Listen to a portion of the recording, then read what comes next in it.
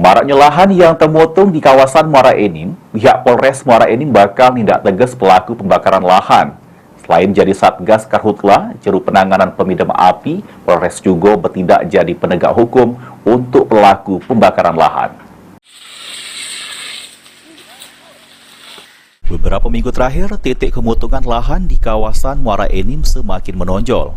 Pihak kepolisian dari Polres Muara Enim bersama BPBD, Manggala Agni, BPK terus melakukan pemadaman di lokasi yang menjadi titik api.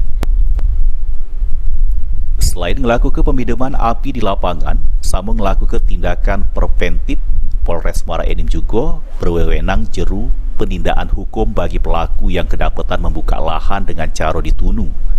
Kapolres Muara Enim, AKBP Andi Supriyadi mengimbau kepada warga dan seluruh pihak untuk tidak membuka lahan perkebunan dengan cara tunu lahan. Pihak kepolisian dengan tegas bakal melakukan proses hukum bagi siapa baik yang melakukan tindakan tersebut. Kami sampaikan, kami tidak mau melakukan penangkapan terhadap masyarakat yang melakukan pembukaan lahan secara dibakar, sehingga kami mohon kerjasama kepada seluruh masyarakat agar tidak menjadi target kami untuk melakukan penangkapan terkait kebakaran hutan dan lahan, ya. Sehingga memang mohon maaf, ada beberapa warga yang kami lakukan penegakan hukum untuk mempertanggungjawabkan perbuatannya, karena memang kebakaran hutan.